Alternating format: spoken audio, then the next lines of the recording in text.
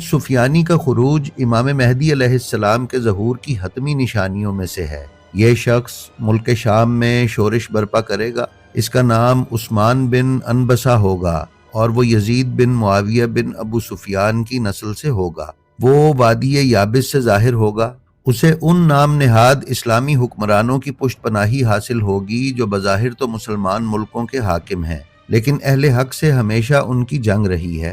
محمد فقیہ نے اپنی کتاب سفیانی کے صفحہ نمبر 118 پر بیان کیا ہے کہ روایات کے مطابق سفیانی کے خروج کا زمانہ ماہ رجب ہے، اور اجمالی طور پر یہ مقرر کیا جا سکتا ہے کہ وہ ماہ رجب کے آخری عشرے میں جمعے کے روز خروج کرے گا۔